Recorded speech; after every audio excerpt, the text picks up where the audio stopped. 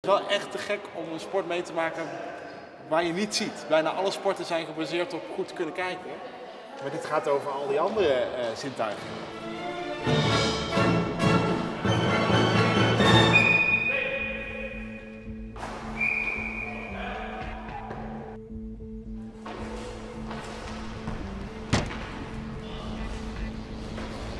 So Tommy, you have to know I'm scared to death, but I'll just try to cope. You have to explain me how to do it. I'll start slowly, and then you let me know how it goes, and we'll build it up.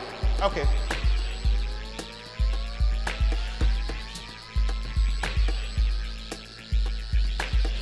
I guess so, but I just don't know where I am.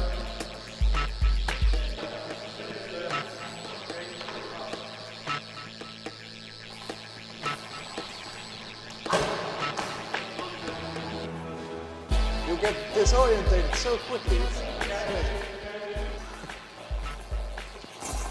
Yeah, that's I have it.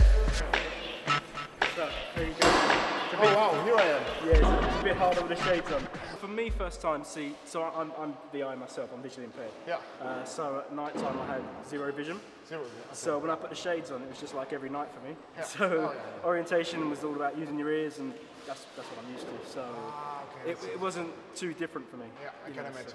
So, it's quite interesting because normally you think of a Paralympic sport as a sport that is basically adapted to people with disability, but this is a sport basically only meant for people with visual impairment. That for me is why I love it so much.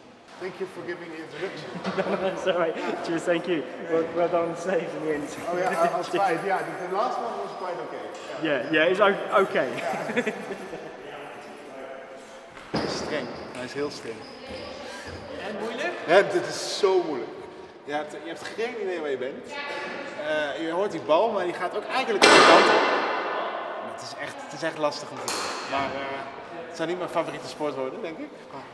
Het is vet om te zien. Het is wel echt te gek om een sport mee te maken waar je niet ziet. Bijna alle sporten zijn gebaseerd op goed kunnen kijken. Maar dit gaat over al die andere zintuigen. Terug naar je stoel. Ja, terug naar mijn stoel. Oh, hij is helemaal daar.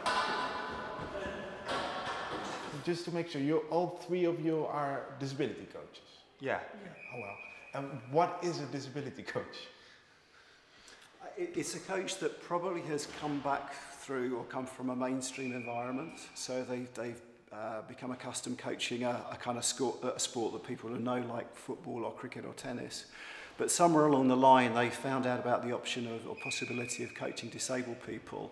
And then they have to acquire a new set of skills to be able to adapt the sports they know, to modify them, to make them inclusive of people who have additional needs as well. Do you know where this tradition came from of having so much focus on disability sports in Great Britain? I mean, it started really, again, I think it was a government initiative after the Second World War, where it was identified the number of servicemen coming back from the war could no longer take part in mainstream sport, and I know the government took that seriously and approached a doctor who was working at Stoke Mandeville, who was doing a lot of rehabilitation services with people that had particularly spinal injuries, and he saw the opportunity to make rehabilitation using sport into something more competitive.